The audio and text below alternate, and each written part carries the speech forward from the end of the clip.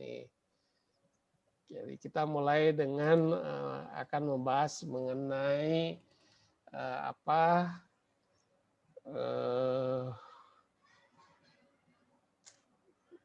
kelihatan nggak ini? Belum?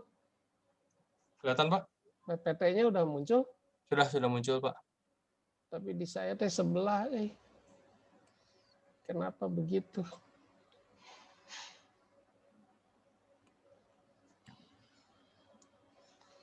Ya, jadi akan kita bicara mengenai bauran pemasaran nih, gitu ya. Bauran pemasaran. Ini kenapa begini ya?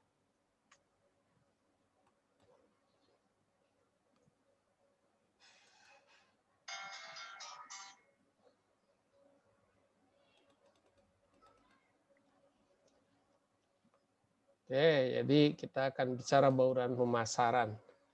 Bauran pemasaran ini kan alat komunikasi untuk mempengaruhi konsumen supaya ya mau memperhatikan dan akhirnya mau membeli produk dan jasa yang kita tawarkan ini, ya. Ini terlihat ininya PPT-nya? Kelihatan, Pak, jelas, Pak. Jelas, ya. Oke. Alat-alatnya kita kenal dengan diantaranya periklanan, ya, promosi penjualan, personal selling, publisitas atau public relation diantaranya. Mungkin Keller itu mengungkapkan bahwa elemen dari bauran komunikasi pemasaran itu ada 8 itu Keller ya. Di Armstrong itu ada 5 ya. Di beberapa literatur juga ada 5 dan ini adalah yang paling banyak digunakan di dalam bisnis retail ya. Paling banyak digunakan. Sebenarnya bukan berarti di bisnis retail itu hanya segini yang digunakan, tetapi paling sering digunakan seperti periklanan. Periklanan itu kata kerja, ya, kata bendanya adalah iklan. Ini adalah advertising, ya, verbnya itu adalah advertisement. Sales promotion, personal selling, public relation juga ini paling banyak digunakan di dalam bisnis retail. Ingat bahwa bisnis retail itu adalah sasarannya konsumen akhir. Nah, tujuan dari komunikasi pemasaran ini adalah berusaha bagaimana mempengaruhi proses dalam keputusan pelanggan. Keputusan apa? Keputusan membeli atau tidak membeli, ya, terutama ya inginnya sih keputusan membeli, ya, keputusan membeli pelanggan ini dipengaruhi dalam prosesnya, ya kan. Keputusan membeli ini tahapannya mulai dari kesadaran akan adanya toko tersebut, ya, ini harus aware dulu tentu ya. Jadi bagaimana supaya konsumen atau calon konsumen itu sadar keberadaan toko yang ada kita. Yang kedua ada sikap yang menyenangi, gitu. Sudah terlihat, sudah nyata ada tokonya, maka bagaimana sikapnya? Menyenangi tidak? Ya kalau tidak menyenangi kan tentu mungkin terganggu ataukah bisa menolaknya. Yang ketiga, mengunjungi toko tersebut. Mengunjungi dalam artian bisa melakukan keputusan pembelian ataukah juga hanya mungkin survei gitu ya. Jika misalnya kunjungan pertama ini menyenangkan, tentu dia akan mengunjungi ulang lagi. Ini komunikasi pemasaran. Jadi ini sangat penting agar mereka selalu kembali berkunjung ke toko ini. Nah, tujuannya Nah, tujuan komunikasi pemasaran ini penting, ini adalah untuk positioning. Positioning. Karena positioning itu bisa diartikan adalah placing atau menempatkan. Menempatkan apa? Menempatkan produk, merek, ya, di benak konsumen, di benak pelanggan. Nah, bagaimana kesannya terhadap toko yang kita tawarkan ini? Ini positioning itu. Ingat, ini adalah rangkaian dari strategi pemasaran. Yang pertama adalah segmenting. Yang kedua targeting. Yang ketiga adalah positioning. Ya itu STP kan ya, strategi pemasaran. Jadi sebenarnya positioning itu declare, ya, mendeklarasikan nih positioningnya seperti ini. Ya. Jadi kesan di benak konsumen itu bagaimana toko yang kita tawarkan ini. Yang kedua adalah untuk meningkatkan penjualan, tentu saja ini. Karena bagaimanapun juga umpan balik dari komunikasi pemasaran atau promosi adalah peningkatan penjualan. Ini kalau tidak ada efek ke peningkatan penjualan, tentu ya bisa dianggap sebagai sesuatu yang pemborosan, ya. Nah, gitu. Walaupun memang komunikasi pemasaran atau promosi itu kan tidak seperti mancing, ya, ngusep. Nah, gitu ya, Ali, ya. Ngusep itu kan slom, kurunyut, giriwil, gitu kan ya. Nah, gitu ya, itu. Coba di bahasa Indonesia kan apa tuh? Slom, kurunyut, giriwil itu. Kayaknya nggak ada bahasa Indonesianya, ya. Nah, jadi artinya gini, promosi itu tidak seperti itu, ya. Tapi promosi itu untuk jangka panjang, ya. Makanya promosi sampai saat ini masih sulit pengklasifikasikannya. Apakah masuk pada biaya investasi ataukah expenses, kan gitu ya. Ya. Karena masuk pada investasi, ya sulit tadi ngukurnya kapan ini akan kembali, itu kesadaran pasar itu.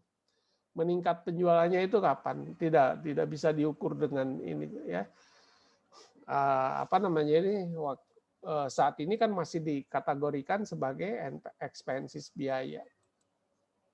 Nah, kita bahas satu persatu.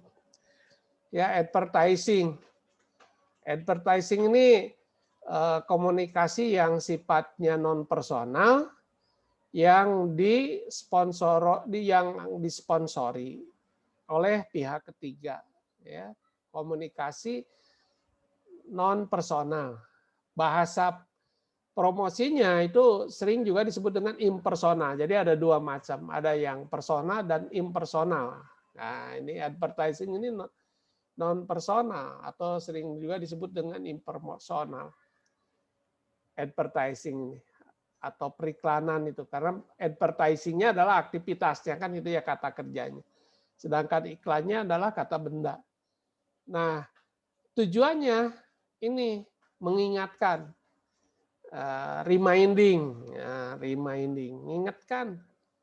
Ya, mengingatkan. Siapa sih yang mengingatkan Inaba misalnya di jalan Soekarno-Hatta, kan itu ya. Siapa? Ya papan nama di sana harus ada, kan mengingatkan, gitu ya. Oh, mengingatkan tuh, papanya harus ada, papan nama program S2 Magister Manajemen Inaba misalnya. Itu mengingatkan. Ali dari Ciamis, papa dulu misalnya ke Ali cerita ke anaknya, nih pernah kuliah di Naba di sini, ini sekolah papa misalnya, kan gitu ya, Li. Gitu ya. Pas lewat Soekarno-Hatta itu. Jadi ada fungsi reminding, makanya dikenal. Wah, sekarang ini Google pinter kan gitu ya. Kalau udah dikenal, kita nanya ke Mbak Google, oh di mana ini Inaba, udah nunjukkan. Gitu ya, dengan Google Google Map, ya. Google Mapping. Walaupun ada beberapa kasus yang kurang enak gitu ya. Namun demikian saya kira banyak sekali manfaatnya gitu ya. Yang kedua adalah persuasif dan membandingkan. Ini ada sifat persuasif dan membandingkan. Persuasif itu mendorong ya, mendorong dengan melihat namanya, dengan melihat tampilannya bisa aja terdorong gitu. Dan ada sifat juga membandingkan, misalnya gimana nih Inaba, gimana sekolah lain, dan lain sebagainya. Nah, yang ketiga adalah informatif. Jadi perikanan itu informatif.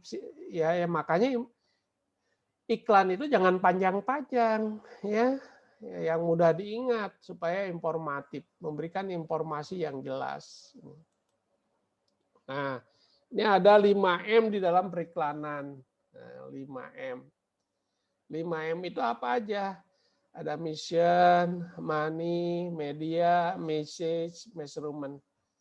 Ya, keputusan 5M di dalam perikanan itu harus dirumuskan ketika kita akan melakukan memilih periklanan. Missionnya apa nih missionnya? Jadi tujuan dari periklanan apa yang ingin dicapainya? Apakah hanya sekedar attention, interest, desire, action, kan itu ya, AIDA itu. AIDA. Mau pada level apa, Li? Pada level action langsung atau hanya pada level tertarik aja? Gitu ya. Tentu ya inginnya sih pemasar langsung pada action, tapi tidak dengan demikian kan tidak begitu. Ada juga yang bertahap. Disadarkan dulu konsumen itu terus sampai pada tahapan yang benar-benar siap untuk membeli ya. Justru produk-produk yang high teknologi bisa cenderung bertahap ya. Mobil misalnya dikenalkan terus gitu ya, mobil yang mahal tuh. Gitu. Sepeda yang mahal sekarang misalnya Brompong gitu ya. Itu juga misalnya gitu ya kan ya ratusan juta gitu makanya sepeda juga. Tuh. Yang kedua adalah money. Money itu ini anggaran. Anggaran periklanan. Mau apa dasar dari anggarannya, Li? Ya, apakah dalam persentase dari penjualan? Jadi artinya kalau penjualannya meningkat, anggaran periklanan juga meningkat. Apakah atas persaingan? Atas persaingan itu melihat yang dilakukan oleh pesaing. Atau tugas tertentu, punya tujuan tertentu. Tujuan tertentu itu untuk mencapai target market tertentu. Apakah untuk memenangkan persaingan, misalnya ini ya tugas itu. Ini jadi bisa pendekatannya 3 di dalam melakukan budget atau budget dalam periklanan itu, persentase dari penjualan, persaingan, dan tugas tertentu. Yang ketiga media, alat yang digunakan di dalam periklanan itu, ya mulai media cetak, packaging. Jadi packaging juga itu adalah sebagai media iklan. Pop display, petunjuk-petunjuk, lokasi toko, lokasi banknya, Bank Ari itu di mana, lokasi Inaba, pop display, kemana mau registrasi, kemana, flow chartnya yang harus ada, harus jelas ya petunjuk-petunjuk ini. Ya, mungkin endorsement-nya gitu ya. Apakah Ari atau Fauzi Ali nanti jadi endorsement ya, pembawa pesan. Ini kan orang yang berpengaruh nanti, jadi influencer ya. Ini influencer, makanya dipilih para artis, atlet yang terkenal untuk sebagai media. Yang berikutnya adalah message, merupakan pesan yang disampaikan supaya menarik. Ya, pesannya itu, bunyi pesannya, struktur pesan dan lain sebagainya itu harus menarik. Kalau dalam gambar ya gambarnya itu harus benar-benar strukturnya, dari pilih warna, ya, milih apa garis-garis dan lain sebagainya. Kalau dalam kata-kata tentu harus dirumuskan sedemikian rupa tadi. Ya, singkat, jelas dan mudah. Kadang-kadang kita dengar iklan yang apa berulang-ulang gitu ya. Hanya satu kata misalnya ya. Bosen kan gitu ya. Nah, tidak kreatif nganggapnya. Tapi bagaimana kalau iklan-iklan yang tidak perlu banyak kata-kata tapi menunjukkan gambar justru mungkin lebih menarik. Kayak Ari lagi di mobil kan menunjukkan bahwa wah ini mobilnya enak nih. Nyaman gitu. Background itu, Pak. Oh, background. Background. Nyaman gitu kan gitu ya Hari. Ya tidak mesti dikatakan bahwa ini mobilnya suspensinya ini gitu kan. Nah, tapi dengan kelihatannya goyangannya lembut aja itu udah ini.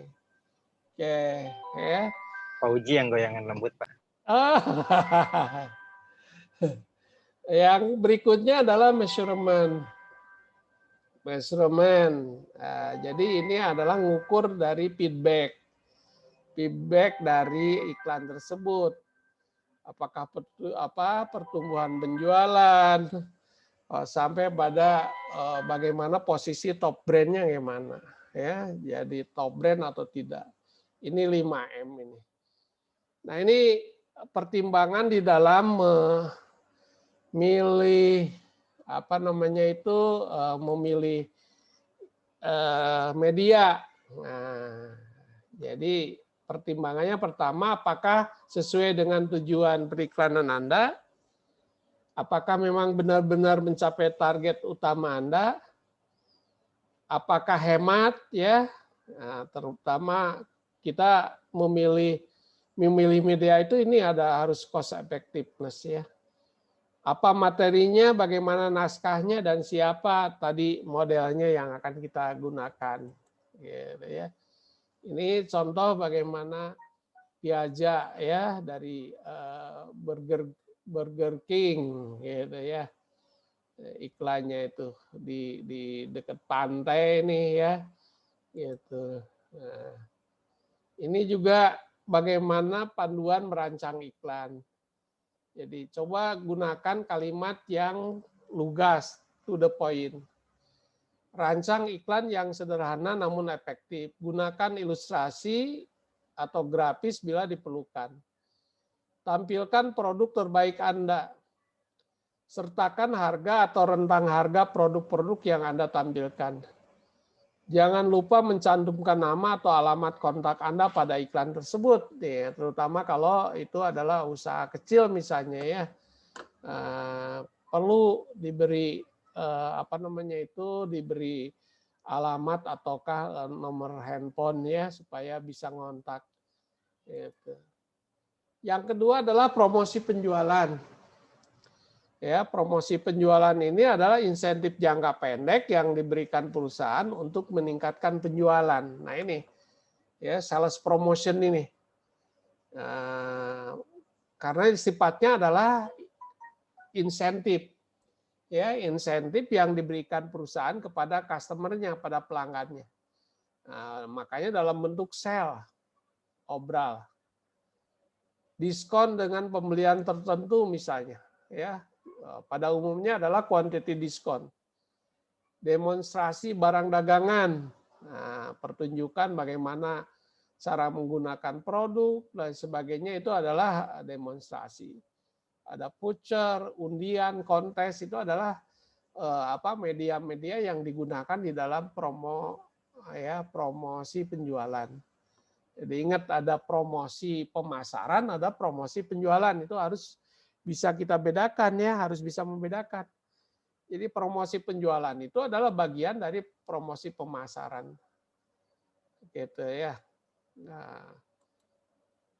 Nah ini pop display. Masuk kategori pop display. Ya, masuk periklanan. Jadi petunjuk harga itu juga masuk pada using point of purchase display atau pop purchase. Pop of purchase atau istilah lain lagi adalah POS, point of sales ya. Nah, ini juga persona selling. Jadi pada intinya persona selling itu ada dua macam. Ada yang di toko ya. Nah, ini di toko Gujer ya. Mohon maaf ya, bukan sponsornya Gujer. Tapi apa namanya itu menunjukkan ini sebagai sales dari Gujer. Yang kedua adalah personal selling itu aktivitas tenaga perusahaan yang mendatangi konsumen ya. Nah, ini pada umumnya yang lebih diambil definisi dari personal selling itu adalah yang kedua tadi. Ya, yang kedua. Sehingga personal selling ini tahapannya ya, tahapan si bahasa lainnya juga sebagai salesperson. Salesperson ini adalah penjualan pribadi, personal selling. Maka dia mulai dari sini kerjanya, create customer. Ya, setelah menciptakan customernya, siapa nih yang akan yang menjadi target kita ini ya. Lantas determine customer want apa dari keinginan customer yang kita targetkan itu. Terus kita tujukan mengenai merchandise-nya, produknya. Dan terus ya, ini prosesnya sampai close the sale. Close the sale ini adalah memfollow up dari penawaran itu. Intinya adalah dia melakukan pembelian. Ini yang pentingnya dari pekerjaan personal selling ini atau salesperson ini. Ya, salesperson ini. Jadi ada beberapa tahapan yang harus dilakukan oleh seorang salesperson di dalam melakukan promosinya ya. Bisa juga dilakukan beberapa tahap misalnya ya. Tenaga asuransi pada umumnya tidak sekaligus oleh satu orang misalnya ya. Ada orang yang bagian promosinya, ini dia sebagai sales. Yang kedua nanti ketika sudah sudah komitmen untuk melakukan pembelian misalnya dilakukan oleh orang lain. Ini saya kira ya promosi di dalam pemasaran komunikasi pemasaran retail ini yang bisa dilakukan. Sebenarnya masih banyak lagi sih, sekali lagi bukan hanya sekedar 4 lagi. Apalagi kalau sekarang ini promosi pemasaran dengan online misalnya ya, dengan online atau menggunakan media lain ya. Media lain itu bisa marketplace ya, selain dari distribusi yang dilakukan oleh perusahaan. Oke, ada pertanyaan silakan.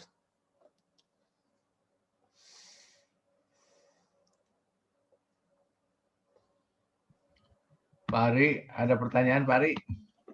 Ya, silakan. Alhamdulillah cukup jelas Pak Jaki. Jelas. Pak Jaki ada? Ya ini aja. Kalau saya sih lebih ke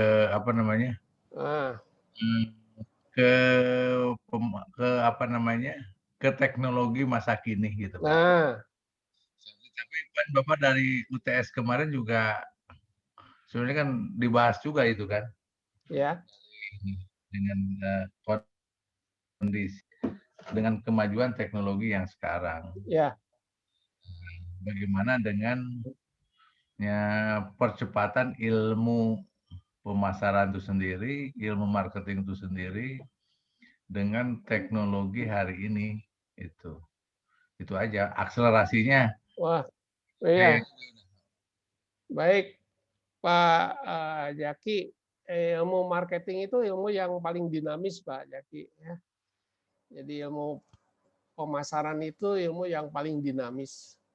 Sehingga kalau kita baca referensi itu bisa jadi tiap hari ada yang baru gitu ya. Atau mungkin Kotler, kalau referensinya Kotler yang utama gitu ya, itu tiap 2 tahun sekali maksimal beliau mengupdate dari bukunya itu. Ya, selalu ada edisi baru. Ya. Mengapa demikian diupdate terus? Karena memang teknologinya berkembang. Ya, tidak bisa terbatas dengan konvensional. Contoh gini, apa namanya itu media online, Pak Jaki ya, media online. Media online, bisnis yang tidak menggunakan media online, collab Pak, mati ya. Oleh karena itu, pemasar retail juga, selain dari misalnya toko, kan kita bisa menggunakan apa namanya itu pemasaran dengan online, ya. Pemasaran dengan online, ada asisten Bu Anu, hai. Gitu. Jadi teknologi PowerPoint itu dalam pemasaran sangat ini. Kalau tidak mengadopsi, kita tidak menggunakan, ya tidak terhenti, Pak. Ya. Jangan jauh-jauh. Sekarang kuliah aja kan gitu ya. Kuliah nih, kuliah di MM, kuliah di S1. Apalagi kalau kampus mah nggak ada, kampus dibuka sekarang Pak, boleh. Supermarket kan sudah dibuka kan ya, mall mah sudah dibuka ya, masjid sudah boleh buka. Tapi kampus sampai saat ini kudu digembok Pak, tidak boleh melakukan pembelajaran. Sekolah-sekolah masih belum terizin ya. Pak Mas Menteri kan mengumumkan per Januari mau apa namanya itu luring ya, kuliah tatap muka atau sekolah tatap muka, itu juga mensyaratkan yang rumit ya.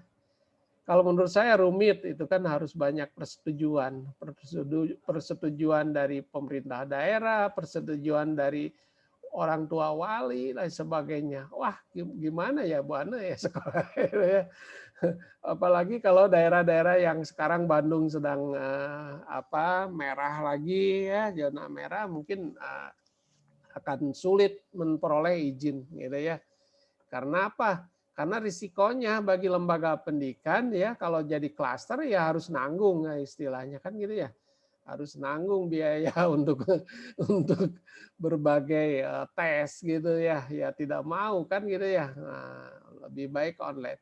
Jadi memang teknologi itu wah dipaksa Pak awalnya kita ya, dipaksa harus migrasi, dipaksa harus mau tidak mau harus menggunakan media online itu Pak Jaki. Ya, betul Pak. Iya. Di Inaba misalnya itu udah lama mau pakai media online ya waktu itu, tapi nanti katanya ya gitu ya. Tadinya ada kombinasi di Inaba itu ya. Saya ngajar di Inaba kan udah lumayan juga agak lama di MM itu. Tadinya tidak akan buru-buru menggunakan apa namanya daring media ini sekarang. Asalnya mau nanti aja dulu. Ada bagian tertentu yang sudah menggunakan, ada baru dosen tetap, ada yang S1 gitu ya bertahap. Tapi ternyata pas kejadian bulan Maret kan gitu ya, bulan Maret tahun 2020, maka mau tidak mau semuanya itu. Ya, kecuali kalau di kampus saya ya di Unpas waktu itu sudah kombinasi, sudah blended sebenarnya. Ya, sudah blended sehingga memang transisinya tidak begitu sulit ya melakukan pembelajaran dengan daring itu waktu itu sudah 1 tahunan lebih menggunakan. Namun mungkin lebih sederhana di sana daripada di Inaba gitu ya. Di Inaba bagus lah, kontrolnya luar biasa, materinya udah harus lengkap ya. Ya, jadi tolong juga diisi itu kuisnya dan tolong juga diisi apa namanya itu tugasnya. Silakanlah dibuat jangan sampai kosong karena ternyata saya kemarin terlambat grading tuh ya di pertemuan 1, 2, 3. Ini sekarang harus merevisi ya, menggrading dari kuis dan tugas dari Bapak Ibu di pertemuan-pertemuan itu. Sementara pertemuan yang keempat dan selanjutnya udah penuh ya, udah full, udah saya grading. Nah itu yang ke belakangnya ini. Dari kemarin saya ditegur Bu Evi dan Bu Dewi ya, ini Pak masih pada kosong ini ya gitulah. Jadi dari sekarang ini jangan sampai pada kosong. Kemarin pertemuan 1, 2, 3 itu masih ada banyak yang kosong yang tidak melengkapi ya. Jadi tolong dilengkapi saja ya. Ini sebagai prasyarat lah kalau kelengkapannya gitu ya lengkap insya Allah kan gitu ya. Nanti jangan sampai mungkin saya memberikan nilai itu pakai perasaan aja kan gitu ya, tanpa ada bukti-bukti yang ini. Jadi bukti-bukti original, otentik yang oh ini nanti ada yang diberi nilai B misalnya, kenapa saya B? Oh ini, kenapa saya A? Gitu ya, kenapa saya E misalnya kan gitu ya. Gitu. Mudah-mudahan tidak ada gitu ya Pak Jaki ya gitu. Jadi itu Pak Jaki ya teknologi terhadap pemasaran itu sangat luar biasa Pak. Ya, jadi memang ada teman saya di Pasar Baru itu punya kios, ya punya kios. Asalnya belum mengadopsi pakai online ya, masih kios aja gitu ya jualan. Ternyata pas pandemik itu sama sekali tidak ada yang berkunjungan gitu ya. Pas tokonya dibuka, dari mulai Juli ya diizinkan dibuka, selama 3 bulan kan ditutup, pas buka sama sekali katanya tidak ada. Nah akhirnya dia merintis dengan ada punya toko dan juga ada online, sehingga dengan demikian maka mix kombinasi antara offline dengan online itu memberikan kontribusi yang lebih bagus Pak Jaki gitu ya, dan bisa survive gitu ya. Jangankan toko-toko yang besar ya, warung-warung yang besar, tetangga-tetangga kita aja yang jualan dengan cara online kan lebih efektif ya, lebih efisien gitu. Yang jualan lotek aja menerima delivery gitu ya. Yang jualan batagor menerima delivery, Mas Sate langganan saya sekarang mah online Pak. Waduh keren tuh, biasanya malam keliling dia si Mas Sate Madura itu, sekarang mah udah on IG, on WA ya.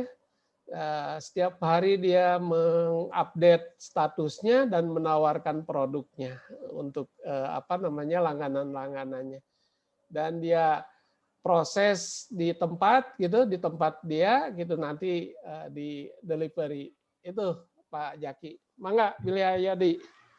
Nuhun Pak. Mangga. Ya kalau tidak ada lagi ya, selamat malam minggu untuk Pak Ali atau Pak Jaki yang malam mingguan. Pak Uji Ali. Pak Uji Ali malam mingguan gitu. Di rumah aja Pak malam mingguannya. Oh gitu ya, udah jangan keluar lah, lagi pandemik ini mah Li ya. Oke ya, sampai jumpa di minggu yang akan datang. Mudah-mudahan selalu kita memohon kepada Allah supaya kita diberi kesehatan, kekuatan, dan kita bisa berbuat yang terbaik untuk kehidupan dunia dan akhirat ini. Amin. Ya, wabillahi taufiq wa hidayah. Akhirul kalam. Assalamualaikum warahmatullahi wabarakatuh. Waalaikumsalam warahmatullahi wabarakatuh.